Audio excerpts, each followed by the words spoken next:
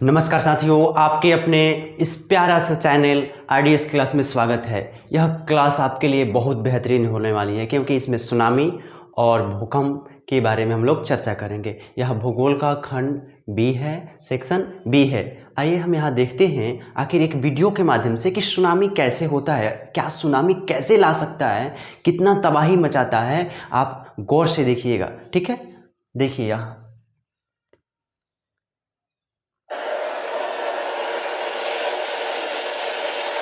देखिए अचानक समुद्र से पानी निकला, देखिए कितना कितना भयानक होता है।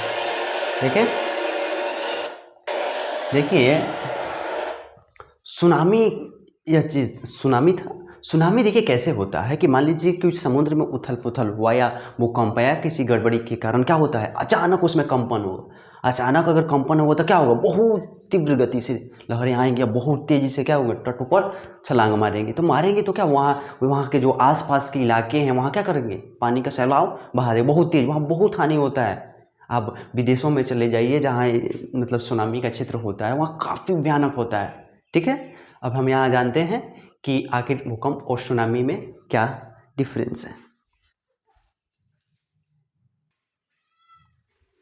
देखिए यहाँ हम भूकंप के केंद्र और अधिकेंद्र के बीच अंतर स्पष्ट करना सीखेंगे, क्योंकि आपने पहले ही देख लिया है कि सुनामी का आपने तो वीडियो देख लिया है। देखिए सुनामी काफ़ी खतरनाक होता है, तो वैसे ही भूकंप भी काफ़ी खतरनाक होता है, ठीक है। इसको भी थोड़ा सा हम बनाएंगे चित्र के द्वारा, लेकिन पहले यहाँ जानेंगे कि भूकंप के केंद्र और अधिकेंद्र के बीच में क्या अंतर है, स्पष्ट करना है, ठीक है।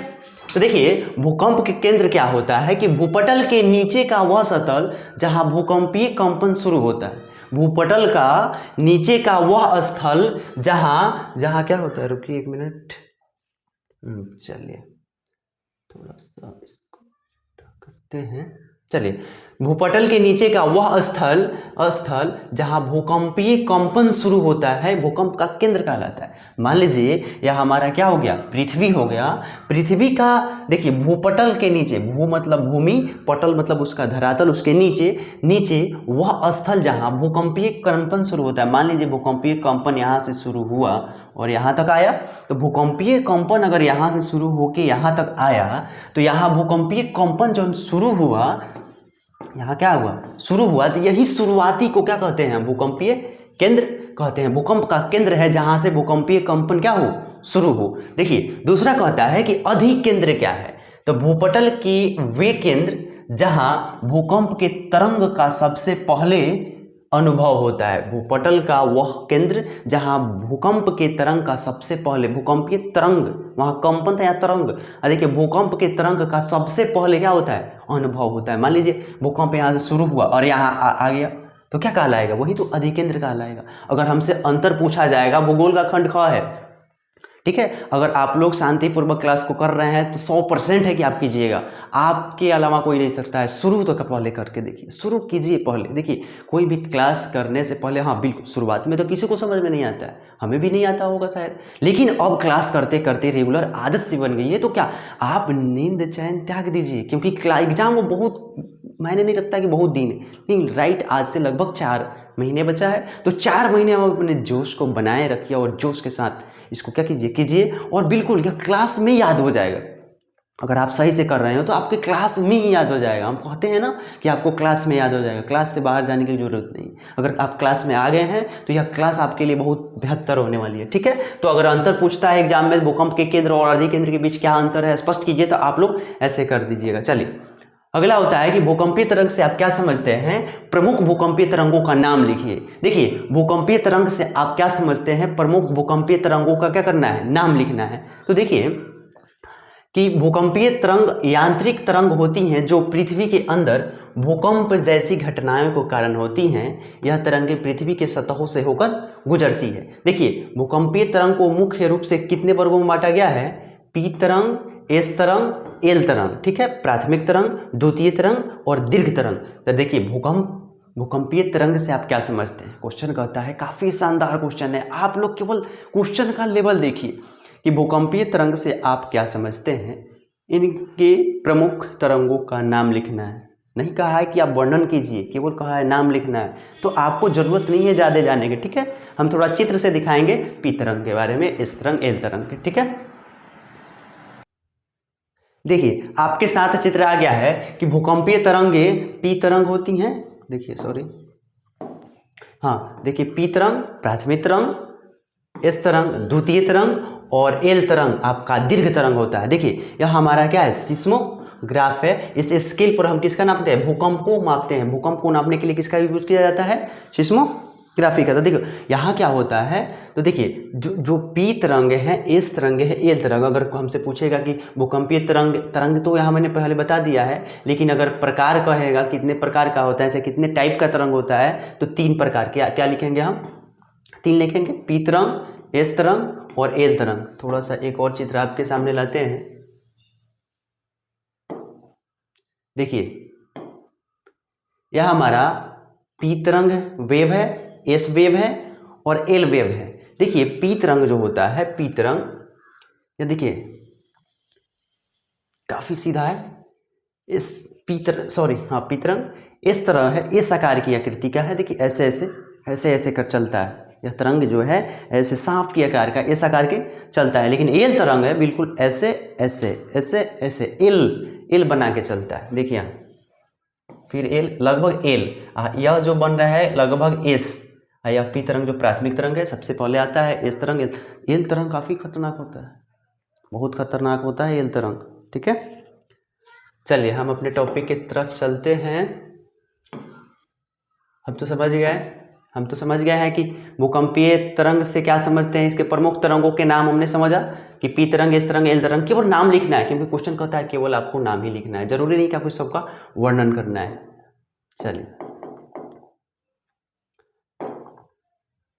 चलिए भूकंप और सुनामी के बीच क्या अंतर है, यह अंतर हमको समझना है। तो आपको देखिए कोई कंपटीशन का एग्जाम नहीं देना, बोर्ड का एग्जाम देना है। तो बोर्ड के एग्जाम में बस आपको देखना है कि भूकंप क्या है और सुनामी क्या है, तो भूकंप से क्या खतरा हो सकता है और सुनामी से क्या खतरा हो सकता है। बस इतना आप कर लेते हो तो बहुत है। अगर भूकंप क्या है, भूपट्टी में अचानक कंपन भूकंप है। एक लाइन का आंसर है। आपके शरीर में, आपके पेट में अगर मान लीजिए गैस बन गया, बहुत गैस हो गया, लगता है कि अब पेट फटने वाला है, हो सकता है कहीं से लीक हो जाए।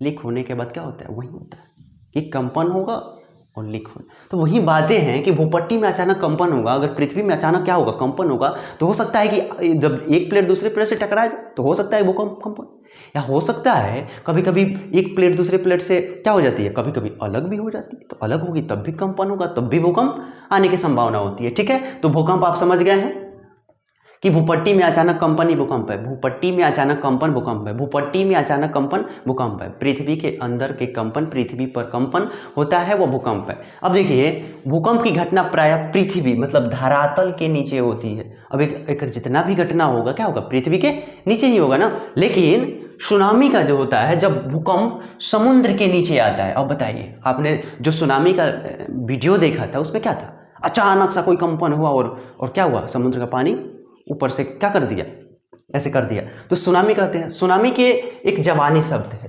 सुनामी जो है, सुनामी क्या है, एक जापानी शब्द है जिसमें TSU का अर्थ होता है बंदरगाह, मतलब सू, इसको सू पढ़ते हैं, लिखते हैं TSU, लेकिन इसको सू पढ़ते हैं। तो सू का अर्थ होता है बंदरगाह और नामी का अर्थ होता है तरंग, वेव। ठीक है, तो आपने भूकंप और सुनामी में दोनों में अंतर आप बिल्कुल स्पष्ट समझ गए हैं। अगर पूछता है कि भूकंप क्या है तो आप बताइएगा कि धरातल के अंदर जो कंपन होता है भूकंप है, और सुनामी जो होता है समुद्र के अंदर। ऑब्जेक्टिव में वो पूछता है कि भूकंप की घटना कहाँ होती है, चाहे पूछ देगा कि या इसका अर्थ क्या होता है, सू का अर्थ क्या होता है, नामी का क्या अर्थ होता है। तो यह सब आपको ऑब्जेक्टिव और सब्जेक्टिव, अगर आप सब्जेक्टिव कर रहे हैं ना तो मान के चलिए कि आपका तैयार हो रहा है क्या, ऑब्जेक्टिव आप क्लियर कर पा रहे हैं। ठीक है, तो देखिए एग्जाम बहुत ज़्यादा दिन नहीं है, आप लोग जल्दी जल्दी कीजिए और बारीकी से करना है। क्योंकि क्वेश्चन लिखते समय आप क्वेश्चन को पहले दिमाग में सेट कीजिए, सेट करने के बाद आराम से उसको लिखिए, कोई हड़बड़ी नहीं। ठीक है, लेकिन हाँ आपका एग्जाम अब 4 महीना है, तो सिलेबस कैसे आप कर पाएंगे। आपको टॉपर बनना है तो बस टॉपर की तरफ पढ़ना हो, ऐसा नहीं कि केवल नींद आ रहा है तो सो गए, होगा नहीं। अगर देखिए, अगर आपको यह क्लास समझ में आ रहा है तो प्लीज़ ज़्यादा से ज़्यादा इस लेक्चर को शेयर कीजिए, अपने दोस्तों को पास शेयर कीजिए, ताकि वो भी अगर क्लास कर रहे हैं, वो भी अगर पढ़ाई कर रहे हैं तो उनके रिजल्ट में क्या करें, थोड़ा सा और बढ़ोतरी करके उनके भी एग्जाम में क्या करें, यह उनके लिए फ़ायदेमंद हो। ठीक है, तो चलिए आगे चलते हैं। सुनामी से बचाव के कोई 3 उपाय लिखना है। यह हमारा क्वेश्चन कहता है कोई 3 उपाय लिखिए जिससे सुनामी से हम बच सकते हैं।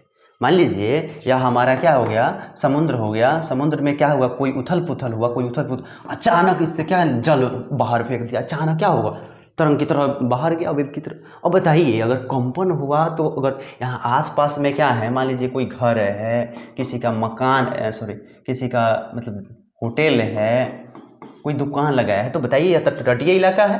तो तटीय इलाका है तो अचानक इस पर मारेगा तो हो सकता है कि क्या करे, इसको भी तबाही मचा दे, तहस नहस कर दे। तो देखिए कंक्रीट तटबंध का निर्माण करके,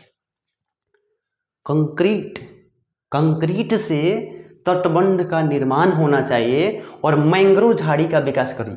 आप तट के किनारे मैंग्रोव झाड़ी लगाइए ताकि काफ़ी जंगल हो जाए, जिससे क्या करे, अगर उछाल भी मारता है तो क्या कर सकता है, उसको थोड़ा सा कम कर सकता है। तटीय प्रदेशों में तटीय प्रदेशों को तटीय प्रदेशों में जो लोग रहते हैं उनको क्या करते हैं, शिक्षित कर सकते हैं या जानकारी कर सकते हैं।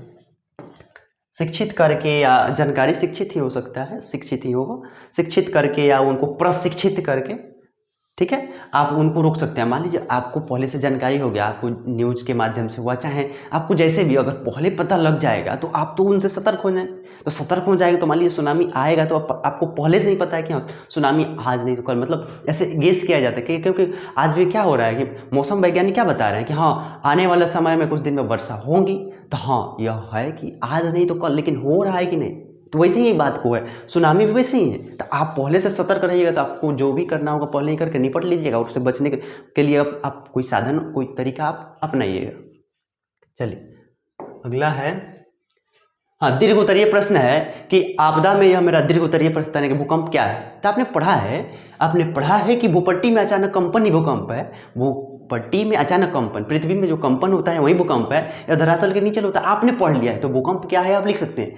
अब भूकंपीय क्षेत्रों को विभाजित करते हुए सभी क्षेत्रों का संक्षिप्त में विवरण, क्योंकि देखिए यह 5 नंबर में आता है तो इसके बारे में कुछ लिखना होगा ना, आप नहीं लिखिएगा। अब इसको केवल लिख दीजिएगा कि भूकंप क्या है, तो भूपट्टी में अचानक कंपन भूकंप है, इसके 5 जोन होते हैं, तो आप जोन केवल लिख दीजिएगा तो नहीं हो, थोड़ा थोड़ा उसमें लिखना है, क्योंकि संक्षिप्त में क्या करना है, विवरण प्रस्तुत करना है। तो हमको भूकंप में कोई दिक्कत नहीं होने वाली है। देखिए भारत को 5 भूकंपीय पेटी मतलब जोन में बांटा गया है। जोन 1 में मेरा कहता है इस पेटी में दक्षिणी पठार आते हैं जहां भूकंप का खतरा लगभग 9 के बराबर है। दक्षिणी पठार, अगर आप भारत का चित्र बनाए होंगे, अगर भारत का आप चित्र थोड़ा सा हम बनाते हैं, सॉरी ऐसे नहीं,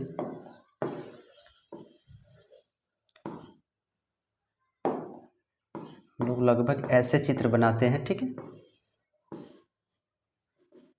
ठीक है। अब देखिए ये अलग मोटा मोटी है, जरूरी नहीं है कि आप रच रच के 10 मिनट में भारत का नक्शा बनाएं, जरूरी नहीं है, क्योंकि एग्जामिनर क्या चाहता है, हाँ कि आपको भारत का लगभग चित्र बनाने आता कि नहीं। आप जितना जल्दी बनाइएगा, बस समय का खेल, क्योंकि वहाँ समय चलता है, तो आप बस ऐसे बना लीजिएगा, कोई मोटा मोटी बनाइए। और देखिए कहता है दक्षिणी पठार का क्षेत्र, जो दक्षिणी पठार का क्षेत्र है, जो दक्षिणी पठार का क्षेत्र है, इस पठार में भूकंप तो आता है लेकिन 9 के बराबर आता है, कोई खतरा ज़्यादा नहीं होता है।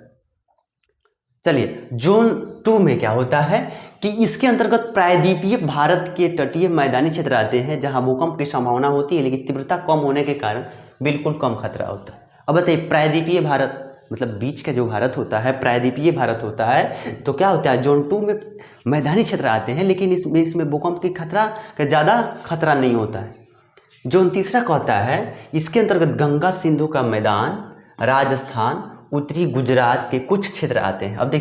अब देखिए गंगा सिंधु का मैदान, अब गंगा बिहार यूपी जितने पश्चिम, ये तो गंगा क्षेत्र के ही आते हैं ना, गंगा क्षेत्र से ही आते हैं। अब देखिए राजस्थान, तो राजस्थान जैसे मान के चलिए लगभग यहाँ होगा, लगभग तो यहाँ होगा, तो राजस्थान इसमें आ जाएगा। गुजरात, यहाँ तो आपका राजस्थान हो जाएगा और यहाँ आपका गुजरात, तो राजस्थान ऊपर होगा, इसके कोने में गुजरात हो गया, तो गुजरात के भी क्षेत्र आते हैं। ऑब्जेक्टिव एग्जाम में सबसे ज़्यादा यही इंपॉर्टेंट, ऑब्जेक्टिव एग्जाम में आता है कि बताइए कि गंगा सिंधु का मैदान किस जोन के अंतर्गत आता है, और ऑप्शन दे देगा। तो आपको अगर पहले से अगर सब्जेक्टिव आप कर रहे हैं तो ऑब्जेक्टिव करने में कोई दिक्कत है? बिल्कुल नहीं, आप करिए पहले, ठीक है। हाँ, राजस्थान और उत्तरी गुजरात आता है। ठीक है, जोन 4 में होता है, इसके अंतर्गत शिवालिक हिमालय क्षेत्र आता है और पश्चिम बंगाल का उत्तरी भाग, असम घाटी, पूर्वोत्तर भारत के क्षेत्र आता है। इनमें खतरे की संभावना अधिक होती है। अब देखिए, थोड़ा सा इसको इरेज करते हैं। चलिए, देखिए पूर्वोत्तर भारत, जैसे यह था हमारा भारत ही हो गया। अब देखिए यह हमारा क्या है, पूर्वी भारत है ना, 7 सिस्टर्स। तो देखिए असम की घाटी, अभी असम की घाटी पूर्वोत्तर भारत के क्षेत्र। देखिए पश्चिम बंगाल की खतरा ज़्यादा होता है, यहाँ संभावना क्या होती है, ज़्यादा होती हैं। अब जोन 5 में क्या होता है, जोन 5 यहाँ थोड़ा 1 मिनट, देखिए जोन 5 क्या करता है, इसके अंतर्गत गुजरात का कक्ष। देखिए गुजरात आप पहले भी पढ़े, देखिए यहाँ सॉरी देखते हैं, हाँ उत्तरी गुजरात यहाँ है। जोन 3 में उत्तर का गुजरात है, लेकिन जोन 5 में कक्ष है, गुजरात का कक्ष है। जम्मू कश्मीर, जो जम्मू कश्मीर का इलाका है, इधर का इलाका यह आता है।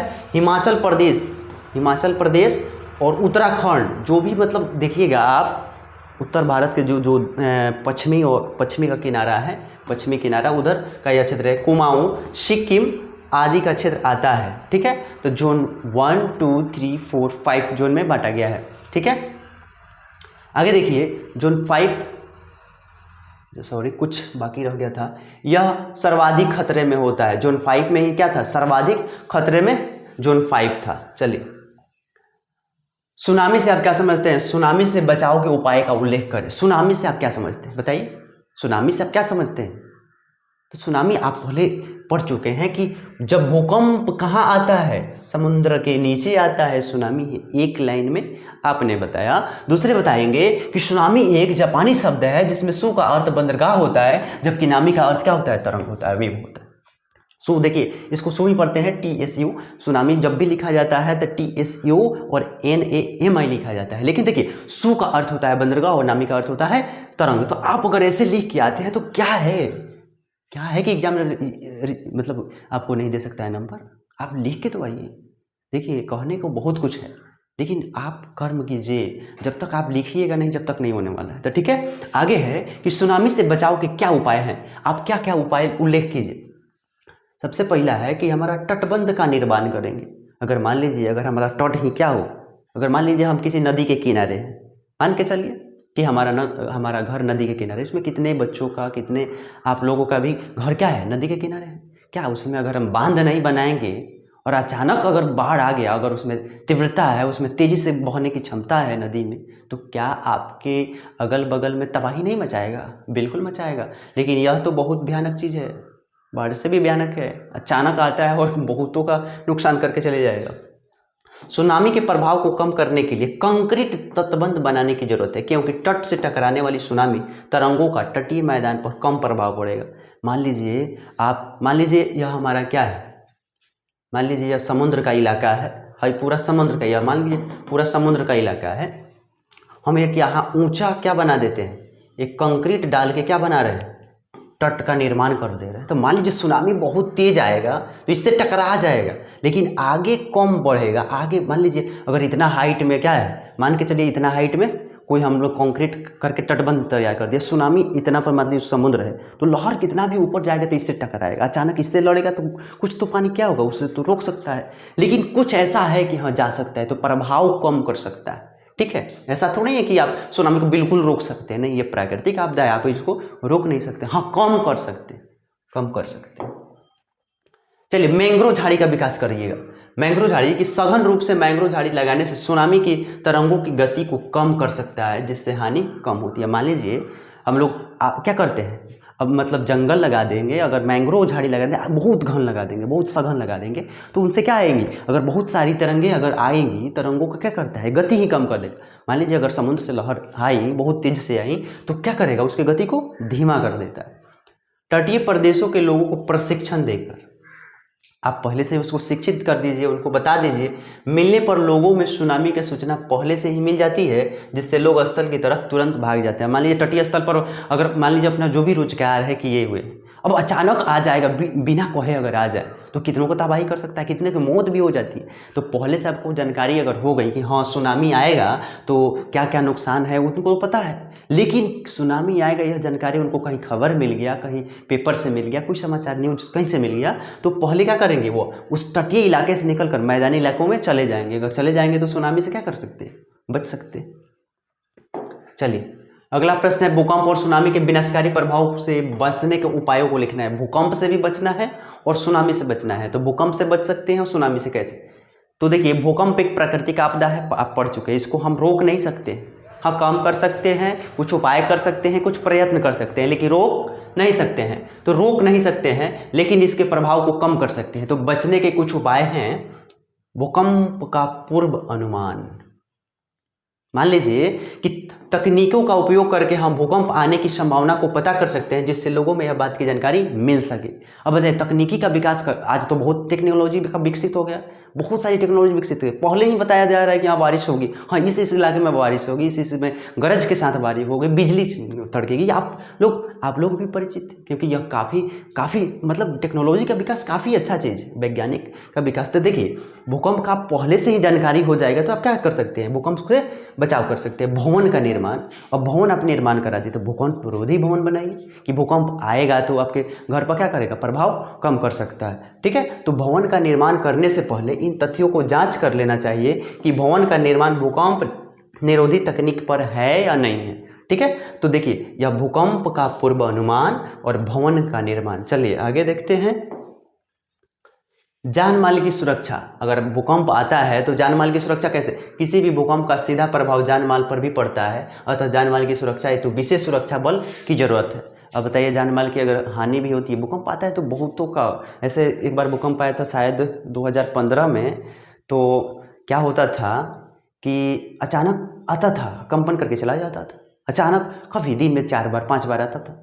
सबको लगता था कि मतलब बहुतों का ऐसे लगा कि उनको मतलब क्या सर में उनको बीमारी हो गया। बहुतों डॉक्टर के पास गए, बहुत डॉक्टरों ने भी कमाया। तो देखिए भूकंप क्या होता है कि आप उसको रोक नहीं सकते हैं, केवल आपको कम कर सकते हैं, उसके उपाय को आप जान सकते हैं। अब देखिए प्रशासनिक कार्य, भूकंप की बर्बादी को रोकने में प्रशासनिक सतर्कता की अति आवश्यक है। आपको प्रशासनिक, अब मान लीजिए भूकंप आ गया, मान लीजिए कि किसी बिल्डिंग है, बहुत बड़ा बिल्डिंग है, 10 मंजिल 5 मंजिल जो भी है, उसमें सभी लोग, अचानक भूकंप आ गया और भूकंप के मारे क्या हो गया, भगवान ना करे कि ऐसा हो, भला ना करे कि मतलब ऐसा हो, लेकिन अनुमान लगाते हैं कि मान के चलिए कि वह घर क्या होगा, तहस नहस गिर गया, तो देख कितने लोग तो चले जाएंगे, कितने लोग घायल हो जाएंगे। तो क्या वहाँ प्रशासनिक अगर कार्य अगर तीव्र नहीं होगा तो क्या तीव्र होगा तो उससे बचाव कर सकते हैं। तो देखो जानकारी सब होनी चाहिए। तो देखिए प्रशासनिक कार्य भी भूकंप की बर्बादी को रोकने में प्रशासनिक सतर्कता की क्या है, अति जरूरी है। चलिए सुनामी से बचने का क्या उपाय है, इसी का क्वेश्चन है, सुनामी से बचने का उपाय। तो देखिए तटबंध का निर्माण कीजिए। सुनामी के प्रभाव को कम करने के लिए कंक्रीट तटबंध बनाने की जरूरत है। मैंग्रोव झाड़ी का विकास, सघन रूप से मैंग्रोव झाड़ी लगाने से सुनामी के तरंगों की गति को कम कर देता है, जिससे हानि कम होता है। आपने पहले भी पढ़ा, तटीय प्रदेशों को लोगों को प्रशिक्षण देकर आप उसके मतलब आप उस इलाके से मतलब हटाकर मैदानी इलाकों में कर सकते हैं। ठीक है, यह हमारा जो क्लास टॉपिक था भूकंप और सुनामी, हाँ भूकंप और सुनामी मेरा कंप्लीट हो गया। ठीक है, अगर आपको यह क्लास समझ में आया होगा तो अपने दोस्तों के पास ज़्यादा से ज़्यादा शेयर कीजिए और अपने जोश उत्साह को बनाए रखिए। ठीक है, अगर आप अपना जोश और उत्साह को बना कर रखते हैं तो उम्मीद करते हैं कि यह क्लास बिल्कुल समझ में आया होगा। आप एग्ज़ाम में बिल्कुल आप ही का चलेगा, किसी का चलने वाला नहीं। अगर आप पढ़ते हैं तो क्यों नहीं चलेगा, आप कर्म करते हैं तो मीठा फल क्यों नहीं मिलेगा, बिल्कुल मिलेगा। आप कर्म कीजिए। ठीक है, मिलते हैं अगले क्लास के। धन्यवाद, थैंक यू सो मच।